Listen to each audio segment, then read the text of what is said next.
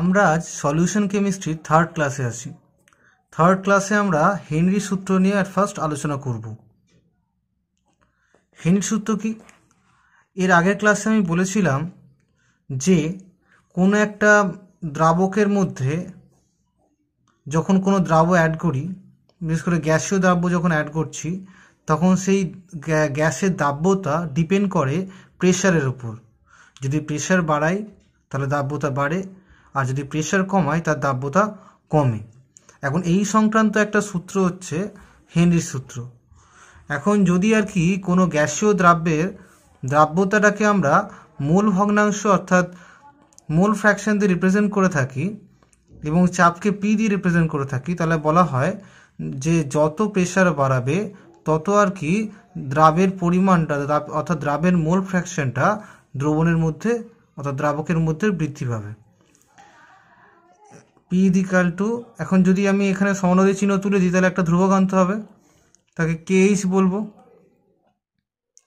এই সূত্রটাকেই বলা হয় হেনরি সূত্র, এবং এই যে কেএইচ যে কনস্ট্যান্টটা পাচ্ছি আমরা, তাকে আমরা বলি হেনরি কনস্ট্যান্ট। হেনরি কনস্ট্যান্ট বলি। এবারে যদি আমরা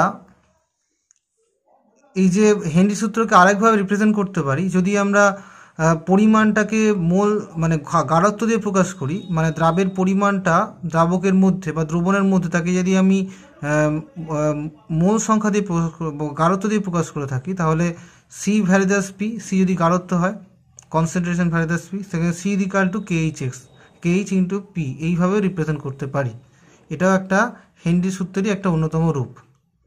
যাই হোক, আমরা মেনলি হেনরি সূত্র মানে এইটাই জানবো, অর্থাৎ পি ভ্যারিদাস এক্স, সেখান থেকে P equal to KH x. এটা কেন হলো না, কোনো আর কি গ্যাসের দাব্যতা ডিপেন্ড করে তার প্রেশারের উপর। যত প্রেশার বৃদ্ধি করবে তত আর কি তার দাব্যতা বৃদ্ধি পাবে, অর্থাৎ মোল ফ্র্যাকশনটাও দ্রবণের মধ্যে বৃদ্ধি পাবে।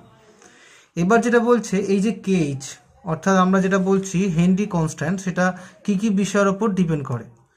কেএইচ কিসের উপর ডিপেন্ড করে? কেএইচটা প্রথমত যে গ্যাসটা দ্রাব্যত করছো, মানে দ্রাব্য হিসেবে যেটা ইউজ করে দ্রাবকের মধ্যে দ্রবীভূত করছো, তার উপর ডিপেন্ড করছে।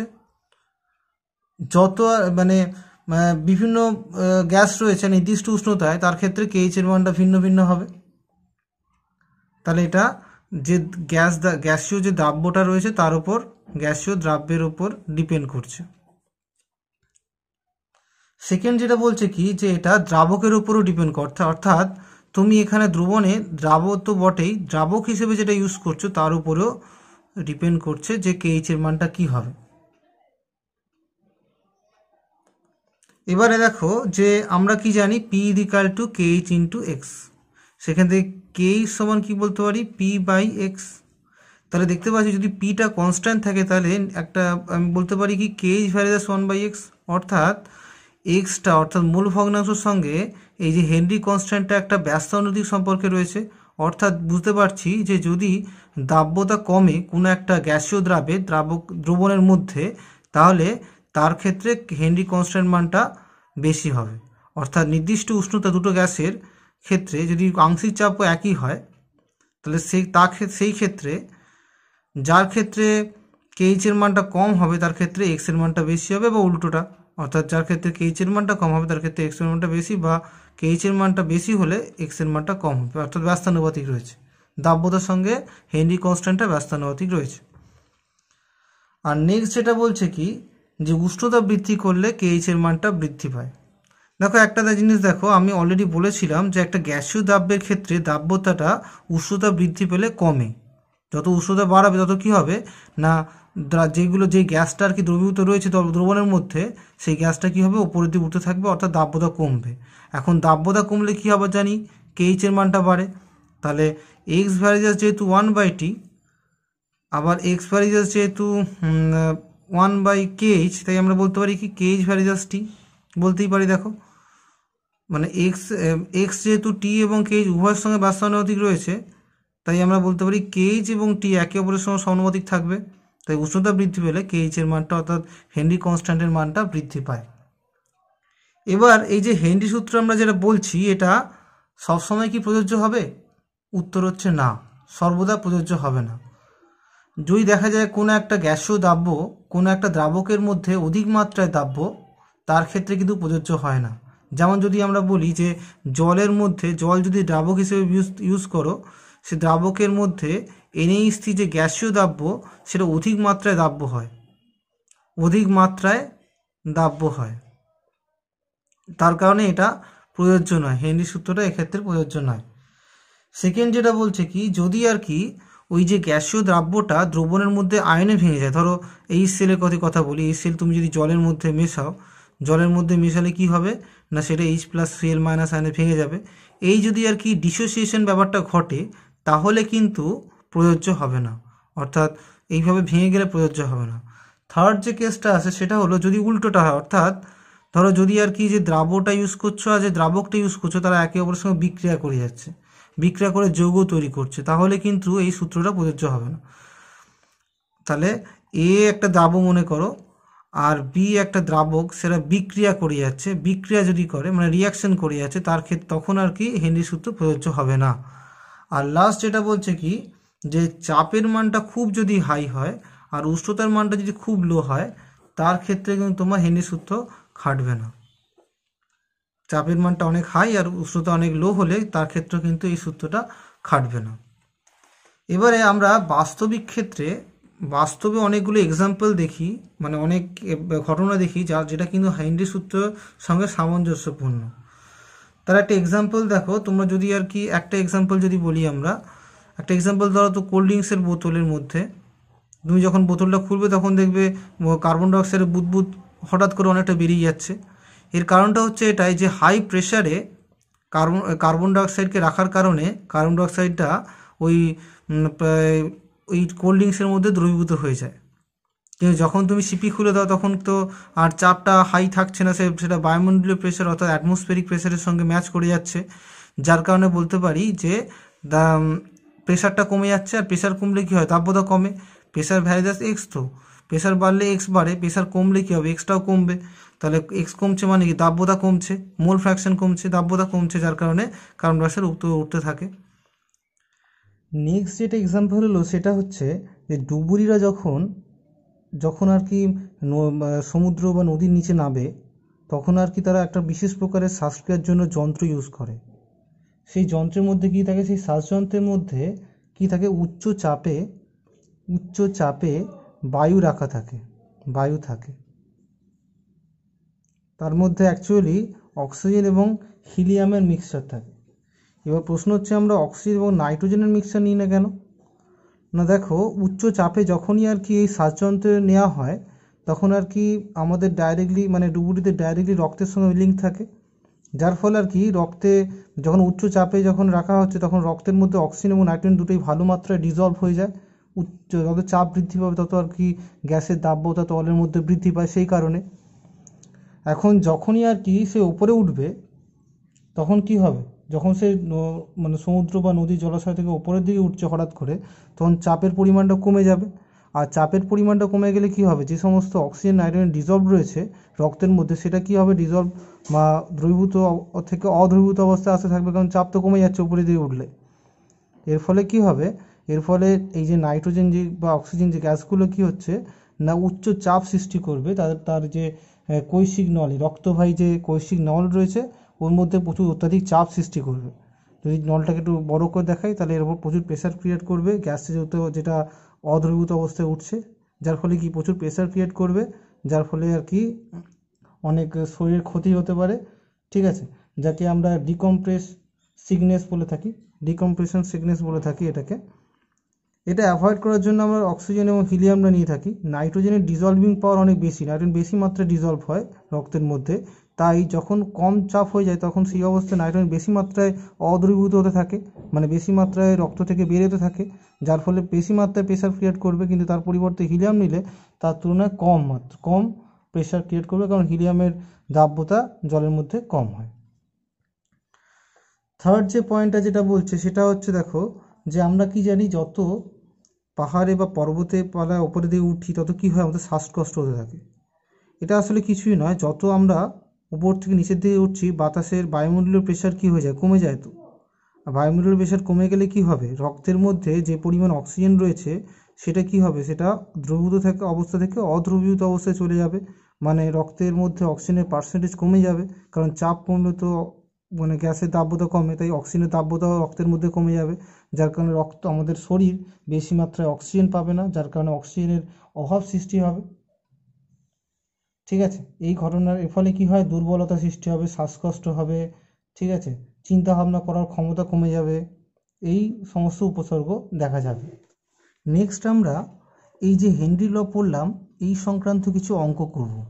প্রথম অঙ্কটা দেখো দিয়েছি যে 298 কেলভিন উষ্ণতায় জলে নাইট্রোজেন গ্যাসের হেনরি ধ্রুবকের মান অর্থাৎ কেএইচ এর মানটা দিয়ে দিয়েছে এত, বায়ুতে নাইট্রোজেন গ্যাসের মোল ভগ্নাংশ দিয়ে দিয়েছে এত। এবার বলছে কি 298 কেলভিন উষ্ণতায় এবং 5 atm চাপে বায়ু থেকে কত মোল নাইট্রোজেন 10 মোল জলে দ্রবীভূত হবে সেটা বার করতে হবে। সে দেখো আমরা হেনরি ল কি পড়েছি অলরেডি, প্রথম যেটা পড়েছি P = KH × X, এখানে KH অফ নাইট্রোজেনের কথাটা বলা হচ্ছে, তাহলে KH এখানে কত দিয়ে দিয়েছে 8.6 × 10⁴ atm। এবার দেখো কি বলছে যে x যেটা মানে x অফ N2 এখানে অ্যাকচুয়ালি N2টা দিয়ে দিয়েছে কত 0.8 দিয়ে দিয়েছে,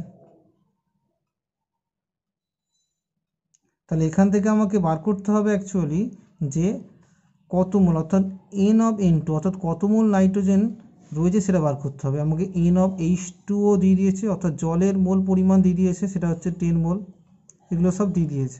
দেখো বাতাসে নাইট্রোজেনের যদি বলা হয় আংশিক চাপ সেটা কত, সেটা হচ্ছে PN2 সমান, এর ফর্মুলা হচ্ছে টোটাল প্রেশার মানে P টোটাল ইনটু মোল ফ্র্যাকশন মানে মোল ভগ্নাংশ অফ নাইট্রোজেন বাতাসের মধ্যে যেটা রয়েছে।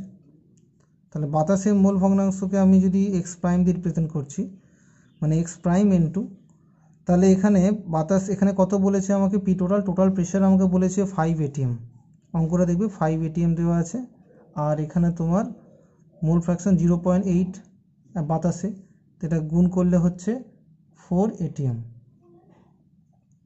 এবার দেখো আমরা হেনরি ল থেকে কী জানি, হেনরি ল থেকে PN2 সমান KH × XN2 জানি। এই XN2 মানে কিন্তু এই XN2 প্রাইমের মতো নয়, এটা মানে কি ওই জলের মধ্যে নাইট্রোজেনের মোল ভগ্নাংশ, তাই আর কি এখানে PN2 মানটা তো পেয়ে গেছি অলরেডি, 4 বসিয়ে দিলাম।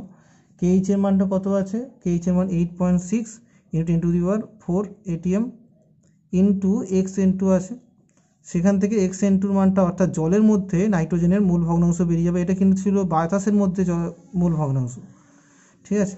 তাহলে জলের মধ্যে মূল ভগ্নাংশ কত হচ্ছে XN2 এখান থেকে বেরিয়ে যাবে যেটা, সেটা হচ্ছে 4.65 × 10⁻⁵, এটা বেরিয়ে গেল।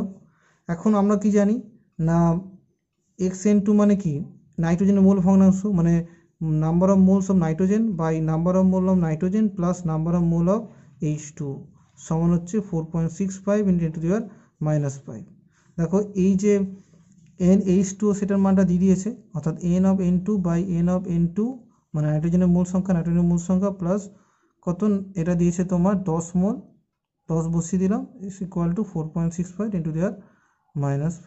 সেখান থেকে আমরা N/N2 মানটা আশা করি বার করতে পারবে এই যে ইকুয়েশনটা থেকে, যার মানটা বেরোবে তোমার 4.65 × 10⁻⁴, এটা বেরোবে। তাহলে এইভাবে অঙ্কটা হয়ে গেল। এর পরের অঙ্কটা দেখো কী বলছে, এর পরের অঙ্কটা যেটা আসছে সেটা বলছে প্রমাণ অবস্থায় STBতে জলের অক্সিজেনের গ্যাসের দাব্যতা দিয়ে দিয়েছে এত, তাহলে চাপের মান কত হলে 0°C উষ্ণতায় জলের অক্সিজেনের দাব্যতা হবে 3.2 গ্রাম/লিটার। ঠিক আছে, এখানে কিন্তু আমাকে হেনরি লয়ের সেকেন্ড ইকুয়েশন ইউজ করতে হবে। সেকেন্ড ইকুয়েশন কী বলেছিলাম, C = KH × P, যেখানে সিটা হচ্ছে গারত্বের একক অর্থাৎ মোল/লিটার এককে গারত্ব, P হচ্ছে প্রেশার, আর KHটা এখানেও সেই হেনরি ধ্রুবকটাই। দেখো এখানে কি আছে অক্সিজেনের ক্ষেত্রে বলা আছে, তাই আমরা ইকুয়েশনটাকে এইভাবে লিখছি C = K of oxygen × P। এবারে এখানে কি বলেছে যে STBতে অক্সিজেনের দাব্যতা এসটিপিতে অক্সিজেনের দাব্যতা দিয়ে দিয়েছে কত, দাব্যতা দিয়ে দিয়েছে, তাকে এই যে সি দিয়ে রিপ্রেজেন্ট করছি, সেটা কত, দাব্যতা দিয়েছে তোমার 0.06 গ্রাম পার লিটার। এটাকে যদি তুমি মোলে কনভার্ট করো তাহলে কী হবে, 0.06 তাকে ভাগ করা হলো অক্সিজেনের মানে তোমার 32 দিয়ে, এত মোল পার লিটার, মানে তার আণবিক ভর দিয়ে ভাগ করলাম অক্সিজেনের, যার ফলে যেটা আসছে সেটা হলো 1.875 ইন্টু 10⁻⁻⁴ এত মোল পার লিটার। তাহলে এটা কি, এটাই অ্যাকচুয়ালি সি, ঠিক আছে। তো সি এর মানটা বেরিয়ে গেল। এবারে আমাকে প্রেশারটা অ্যাটমসফেরিক প্রেশার দিয়েছে, মানে প্রমাণ অবস্থায় এসটিপিতে প্রেশার মানে কি 1 atm প্রেশার। তাহলে পি অফ যদি O2 এর কথা বলি এখানে, তাহলে পি কত হচ্ছে 1 atm।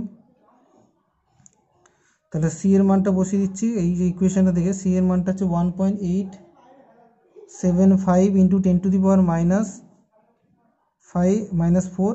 ইকুয়াল টু KO2 মানটা কত, KO2 মানটা এটা বার করতে হবে অ্যাকচুয়ালি, জানা নেই, আর 1 atm বসিয়ে দিলাম, সেখান থেকে KO2 সমান কত হচ্ছে, এই ভ্যালুটাই আসবে 1.875 ইন্টু 10⁻⁻³ অ্যাকচুয়ালি এটা 10⁻³ এত বেরোচ্ছে। এর এককটা হচ্ছে মোল লিটার ইনভার্স এটিএম ইনভার্স। এবার বলছে কি যে যখন আর কি এবার আর কি ধরনের মনে করছে এখানে যে বলছে চাপের মান কত হলে 0 ডিগ্রি সেন্টিগ্রেড উষ্ণতায় অক্সিজেনের দাব্যতা এত হবে। তাহলে আমি KO2 মানটা পেয়ে গেছি। এবার সেকেন্ড কন্ডিশন, যেখানে সেকেন্ড কন্ডিশনে পি এর মানটা বার করতে হবে, তাই আমরা কি দিচ্ছি, সেকেন্ড কন্ডিশনে সি কত, সেকেন্ড কন্ডিশনে সি বলেছে 3.2 গ্রাম পার লিটার, এটাকেও একের মতোই মোলে কনভার্ট করো, তাহলে 3.2/32 এত মোল লিটার ইনভার্স, মানে 0.1 মোল লিটার ইনভার্স আসছে সেকেন্ড কন্ডিশনের ক্ষেত্রে। আর সেকেন্ড কন্ডিশনে পি এর মানটা বার করতে হবে, KO2 মানটা তো আগের মানটাই ব্যবহার করতে হবে, 1.875 ইন্টু 10⁻⁻³ এত mole litre inverse ATM inverse. তাহলে আমি এখানে কি ব্যবহার করব না, C equal to KO2 into P সমান তাহলে হবে C/KO2।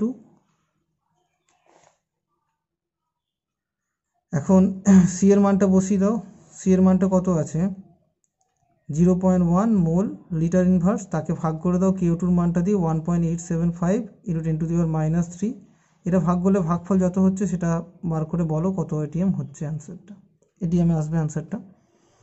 তাহলে আমি কি করলাম এই অঙ্কটাতে আমাকে প্রথমে যে কন্ডিশনটা দিয়েছিল দাব্যতা, সেই দাব্যতা থেকে আমরা KO2 মানটা বার করলাম, মানে কি ইকুয়েশন, হেনরি রুলের সেকেন্ড ইকুয়েশন, অর্থাৎ C equal to KO2 into P. এখান থেকে দাব্যতার মানটা তো দিয়ে দিয়েছে 0.06 গ্রাম পার লিটার, সেটাকে মোল পার লিটারে কনভার্ট করলাম, কনভার্ট করে ওই ইকুয়েশনে বসিয়ে দিলাম C equal to KO2 into P. P এর মানটা যেহেতু 1 atm কেন আসছে, কারণ এসটিপি বলেছিল, তো এসটিপিতে বলে 1 বসালাম, বসিয়ে দিয়ে তোমার সি এর মানটা বসালাম, সেখানে KO2 মানটা বার করে ফেললাম। এবার বলছি যে 0 ডিগ্রি সেন্টিগ্রেড উষ্ণতা মানে কি, এসটিপির ওই টেম্পারেচারটা মেনটেন হচ্ছে কিন্তু প্রেশারটা চেঞ্জ হয়ে গেছে, মনে করো প্রেশার চেঞ্জ হতে নিশ্চয়ই দাব্যতাও চেঞ্জ হয়ে যাবে, ওই জন্য দেখো 3.2 গ্রাম পার লিটার হয়ে গেছে এই মুহূর্তে। এখন ওই যে দাব্যতা, তাকে তুমি মোল পার লিটারে কনভার্ট করলে, KO2 আগের ভ্যালুটাই ইউজ করলে, কারণ একই টেম্পারেচারে তো KO2 অর্থাৎ কনস্ট্যান্টটা ফিক্স থাকে, যে হেনরি ধ্রুবকটা, সেখান থেকে তুমি পি এর মানটা আস্তে আস্তে বার করলে। নেক্সট যেটা আসছে সেটা হলো যে কঠিন দাব্য, অর্থাৎ আমরা দ্রবণ যেখানে ইউজ করবো সেখানে আর কি দ্রাব্য এবং দ্রাবক দুটোই কঠিন। ওকে, তাহলে কঠিন অবস্থায় 2 বা ততোধিক পদার্থের কঠিন মৌলের যে সমসত্ব মিশ্রণ তৈরি হয় তাকেই আমরা বলি কঠিন দ্রবণ। একটা এক্সাম্পল স্বরূপ তোমাদের জানা আছে নিশ্চয়ই, যে পিতল কি দিয়ে তৈরি হয়, পিতল হচ্ছে কপার এবং জিঙ্ক মিশিয়ে পিতল তৈরি হয়, তাহলে এটা কি দুটো কঠিনের মিশ্রণ হচ্ছে পিতল, তাই ওই নাম আমরা বলছি এটা একটা কঠিন দ্রবণ। এবার যেটা আসছে যে এই কঠিন দ্রবণ আরও অনেক এক্সাম্পল হয়, যেমন তোমরা নিশ্চয়ই জানো যে আয়রন এবং কার্বনের যে সংকর ধাতু হয় সেটা স্টিল তৈরি হয় সেটার মাধ্যমে, ঠিক আছে। তারপরে তোমার টাংস্টেন কার্বাইড, এগুলো হচ্ছে এক্সাম্পল কঠিন দ্রবণের, অর্থাৎ যেখানে দ্রাব্য এবং দ্রাবক দুটোই কঠিন। এবার প্রশ্ন হচ্ছে যে এখানে যদি আমি এক্সাম্পলটা যেটা দিলাম পিতলের, যেখানে কপার এবং জিঙ্ক রয়েছে, সেখানে কে দ্রাব্য কে দ্রাবক। আমি অলরেডি বলেছি তোমাকে যে দ্রবণের মধ্যে যার পার্সেন্টেজ বেশি থাকে অর্থাৎ যেটা বেশি পরিমাণে থাকে সেটাকে আমরা বলি দ্রাবক, আর যেটা কম পরিমাণে থাকে তাকে আমরা দ্রাব বলে থাকি। এখানে দেখা যায় যে যদি পিতলের কথা বলি সেখানে আর কি দেখতে পাবো যে পিতলে কপারের পরিমাণটা 64% থাকে আর বাকি 36% জিঙ্ক থাকে। তাই আমরা কি বলতে পারি এখানে যে কপারটার পরিমাণ যেহেতু বেশি রয়েছে তাই এটা দ্রাবক, আর জিঙ্কটার পরিমাণ যেহেতু কম রয়েছে তাই সেটা দ্রাবক। এবারে কঠিন দ্রবণের প্রকারভেদ। আমরা কঠিন দ্রবণকে কীরকমভাবে গঠনের ভিত্তিতে কীরকম দুটো ভাগে ভাগ করতে পারি, একটা হচ্ছে প্রতিস্থাপিত কঠিন দ্রবণ আর একটা হচ্ছে অন্তঃস্থানিক কঠিন দ্রবণ। এখন দেখো যদি আমি একটা প্রতিস্থাপিত কঠিন দ্রবণের ক্ষেত্রে কি হয়, এখানে বলছে যেটা সেটা হচ্ছে যে দ্রাবের যে কণাগুলো রয়েছে আর দ্রাবকের যে কণাগুলো রয়েছে দুজনের সাইজের অনেক ম্যাচ রয়েছে, মানে সাইজটা ম্যাচ করে অনেকটা।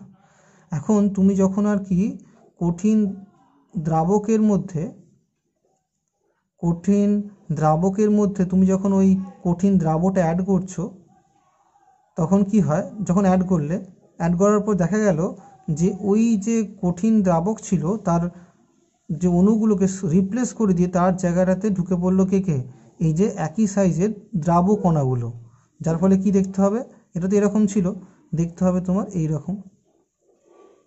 মনে করো এইগুলো দ্রাবক কণা, কিন্তু এর মাঝখানে ঢুকে গেছে কে, দ্রাব কণাগুলো একই সাইজের বলে ওকে প্রতিস্থাপিত করে দিয়েছে, অর্থাৎ দ্রাবক কণাগুলো এক একটা দ্রাবক কণাগুলিকে প্রতিস্থাপিত করে দিয়েছে সম আকৃতি সম্পন্ন দ্রাবক কণাগুলি। এটাকে আমরা এই প্রকারের যে দ্রবণ তৈরি হয় তাকে আমরা প্রতিস্থাপিত কঠিন দ্রবণ বলবো। এক্সাম্পল কি, ব্রোঞ্জ একটা এক্সাম্পল, পিতলও একটা এক্সাম্পল, যেখানে কি না যে কণাগুলো যে দ্রাব এবং দ্রাবক ইউজ করছে, যে কঠিন দ্রাব এবং দ্রাবক তাদের সবার সাইজ কিন্তু ম্যাচ করে যায়। তাহলে এক্সাম্পল কি, পিতল যেটা তৈরি হয় অবশ্যই দেখলে কপার এবং জিঙ্কের মিক্সচারের মাধ্যমে, আর যেটা দেখবে তুমি কি ব্রোঞ্জ কপার এবং এসএনের মাধ্যমে অর্থাৎ টিনের মিশ্রণ দিয়ে ব্রোঞ্জ তৈরি হয়। এগুলো হচ্ছে এক্সাম্পল। এবার যেটা আসছে সেটা বলছে যে অন্তঃস্থানিক কঠিন দ্রবণ। অন্তঃস্থানিক কঠিন দ্রবণের ক্ষেত্রে কিন্তু আগেরটা ঠিক উল্টো, অর্থাৎ এখানে কিন্তু দ্রাবক এবং দ্রাবের কণাগুলো সেম নয়। দেখা যায় দ্রাবকের যে কণাগুলো সেগুলো অনেক বড় হয় এবং দ্রাবের কণাগুলো ছোট হয়। এটা হলো দ্রাবক আর এইটা হচ্ছে দ্রাবক, মানে কণার সাইজ নিশ্চয়ই দেখো দ্রাবক ছোট আর দ্রাবকের বড়। যার কারণে যখন তুমি আর কি এই দ্রাবকের মধ্যে যখন আর কি দ্রাবক কণাগুলির মধ্যে তুমি যখন দ্রাবকে অ্যাড করবে তখন একে সরাবে না, তার পরিবর্তে কী হবে, এই যে ফাঁকা ইন্টারস্টিশিয়াল বা ফাঁকা স্থান রয়েছে, আন্তঃস্থানিক স্থান রয়েছে, ওখানে আর কি দ্রাবক কণাগুলো ঢুকে যাবে, কেউ কাউকে সরাবে না, এরকম জায়গায় ঢুকে যাবে। তাহলে এইটাকে বলছি আমরা, এই প্রকারের যে কঠিন দ্রবণ তৈরি হলো তাকে আমরা কি বলছি, ইন্টারস্টিশিয়াল বা অন্তঃস্থানিক কঠিন দ্রবণ। এবার এক্সাম্পল কি, এক্সাম্পল হচ্ছে তোমার টাংস্টেন কার্বাইড, WC যাকে বলা হয়, tungsten, W for tungsten, C for carbide.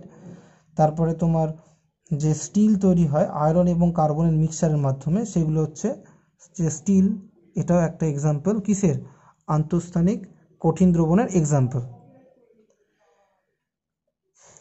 Next যেটা আসছে সেটা হচ্ছে তরলের বাষ্পচাপ অর্থাৎ ভেপার প্রেশার।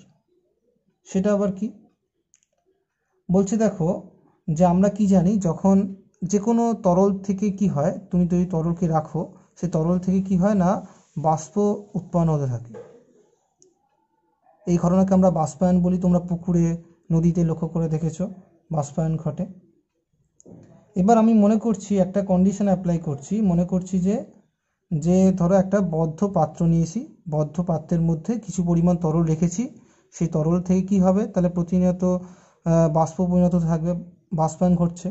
বাষ্পায়ন ঘটার ফলে প্রথমে কি হবে, অ্যাকচুয়ালি তোমার তরলের পৃষ্ঠ থেকে আর কি পৃষ্ঠতল থেকে তরল কণাগুলো বাষ্প আকারে ওপর দিকে উঠে যায়, উঠে গিয়ে কী করে না একে অপরের সঙ্গে ঘোরাঘুরি করে, কারণ বাষ্প তো সেটা তো গ্যাস, সে একে অপরের চারিদিকে ঘোরাঘুরি করে, একে অপরের সঙ্গে সংঘর্ষ করে, এমনকি সে তরল তলের সঙ্গেও সংঘর্ষ করে।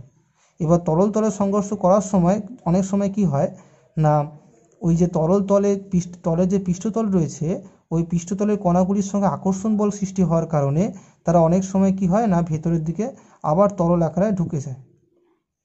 তাহলে আগের যে ঘটনা, যেখানে তরল থেকে বাষ্পে পরিণত হচ্ছিলো, এটাকে আমি বাষ্পায়ন বলছিলাম। আর এখন যেটা হচ্ছে যে কণার সঙ্গে ধাক্কা খেয়ে খেয়ে যখন তরল পৃষ্ঠতলের সঙ্গে ধাক্কা খেলো, তখন অনেক সময় কি হচ্ছে না, ওই বাষ্প কণাগুলো আবার তরলে পরিণত হচ্ছে। এই ঘটনাকে ঘনীভবন বলি। তাহলে বাষ্পভবন তার বা বাষ্পায়ন, তার উল্টো কি, ঘনীভবন। প্রথম দিকে দেখা যায় যখন তুমি একটা পাত্রের মধ্যে তরল নিলে, তখন দেখা যায় বাষ্পায়নটা বেশি ঘটতে থাকে, ঘনীভবনটা কম ঘটতে থাকে। কিন্তু যত সময় অগ্রসর হয় তত কী হতে থাকে, তত তোমার বাষ্পায়নের হারটা কমে, ঘনীভবনের হারটা বাড়ে। এক সময় দেখা যায় দুটো হারই সমান হয়ে যায়, অর্থাৎ বাষ্পায়নের হার সমান হচ্ছে ঘনীভবনের হার। তখন বলবো যে একটা গতিশীল সাম্যাবস্থার সৃষ্টি হয়েছে। অর্থাৎ যে হারে ধরো 5টা কণা ওপর থেকে নিচে থেকে উপরে যাচ্ছে, বাষ্প পরিণত হচ্ছে, একই সময়ে 5টা বাষ্প কণা আবার বাষ্প থেকে তরলে পরিণত হচ্ছে। দুটো হার সমান হয়ে গেছে এই মুহূর্তে। তখন বলবো আমরা যে বাষ্পটা সম্পৃক্ত হয়ে গেছে। বাষ্পটা সম্পৃক্ত হয়ে গেছে মানে এক্সট্রা বাষ্প তৈরি হচ্ছে না, মানে বাষ্প কণার পরিমাণ এখন অপরিবর্তিত থাকছে সময়ের সঙ্গে সঙ্গে। তখন বলবো যে এই যে বাষ্পটা সম্পৃক্ত হয়ে গেছে, আর এই অবস্থায় বাষ্পটা যে চাপ ক্রিয়েট করবে দেয়ালের উপর, চারদিকের উপরে, সেই চাপকে বলবো আমরা সম্পৃক্ত বাষ্পচাপ। এই ঘটনাকে আমরা কি বলছি, সম্পৃক্ত বাষ্পচাপ। এবারে এই বাষ্পচাপ অনেক বিষয়ের উপর ডিপেন্ড করে। এই যে তরল থেকে যে বাষ্প তৈরি হচ্ছে, তার সে যে ক্রিয়েট করছে প্রেশার সম্পৃক্ত অবস্থায়, এটা অনেক বিষয়ের উপর ডিপেন্ড করে। প্রথম যেটা বিষয় হচ্ছে তরলের প্রকৃতি, মানে কি তরল নিচ্ছ সেই তরলের প্রকৃতির উপর ডিপেন্ড করছে। ধরো যে সমস্ত তরলের ক্ষেত্রে আন্তরাণবিক আকর্ষণ বল মান বেশি রয়েছে, অর্থাৎ তরল কণাগুলো একে অপরের সঙ্গে ভালো আকর্ষণ করে, তাহলে তারা তরলে থাকতে বেশি চাইবে। সে কেন গ্যাসে পরিণত হবে, কারণ আমরা জানি গ্যাসীয় অবস্থায় আকর্ষণ বল কমে যায়। তাহলে নিশ্চয়ই যাদের মধ্যে আকর্ষণ বল বেশি রয়েছে তারা নিশ্চয়ই তরলে পরিণত চাইবে, তাহলে তরলে থাকার প্রবণতা তাদের বেশি হবে, তাই তারা কম বাষ্প তৈরি করবে, তাই বাষ্পচাপ তাদের কী হবে, কম হবে। ওকে, তাহলে যাদের ক্ষেত্রে আন্তরাণবিক আকর্ষণ বলের মান বেশি আছে, তাদের ক্ষেত্রে বাষ্পায়নের হারটা কম হবে। বা যাদের ক্ষেত্রে যদি বলি আন্তরাণবিক আকর্ষণ বল কম, তাদের বাষ্পায়নের হারটা বেশি হবে, অর্থাৎ বেশি মাত্রা এখানে বাষ্প তৈরি হবে। ওকে, এবার যারা একটা এক্সাম্পল বলছি, দেখো যে যদি আমি ইথাইল অ্যালকোহল এবং যদি জলের তুলনা করে দেখি, তাহলে দেখতে পাবো যে কার ক্ষেত্রে বাষ্পচাপ বেশি হবে, ইথারের বাষ্পচাপ বেশি হবে, তারপরে ইথাইল অ্যালকোহল, তারপরে জল। এর কারণ হচ্ছে যে ইথারের মধ্যে আন্তরাণবিক আকর্ষণ বল খুবই কম, আর ইথাইল অ্যালকোহল বা জলের মধ্যে আয়রন বন্ডিং রয়েছে, যার কারণে তারা জলে থাকার প্রবণতাটা বেশি রয়েছে, তাই বাষ্পে পরিণত হওয়ার প্রবণতা কম। তাই বাষ্পে পরিণত হওয়ার প্রবণতা কম হওয়ার, বাষ্প যদি কম উৎপন্ন হয় এখানে, তাহলে কম চাপ দেবে, সংঘর্ষ কম হবে, এটাই এখানে বলতে চাইছে। সেকেন্ড বলছি উষ্ণতা।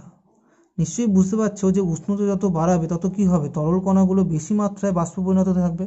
আর বেশি মাত্রায় বাষ্পে পরিণত হলে কি হবে না, বেশি মাত্রায় যদি বাষ্পে পরিণত হয় তাহলে প্রবলেম, তাহলে বেশি হাই প্রেশার ক্রিয়েট করবে, মানে বাষ্পচাপের পরিমাণটাও বৃদ্ধি পাবে। তাই উষ্ণতা বৃদ্ধি পেলে তরলের পৃষ্ঠতলের উপরে বাষ্পের পরিমাণ বৃদ্ধি পাবে, যার কারণে বাষ্পচাপের পরিমাণটাও বৃদ্ধি পাবে। আজকে এখান পর্যন্ত থাক, পরের দিনে আমরা রাউল্টের সূত্র নিয়ে আলোচনা করব ডিটেলসে।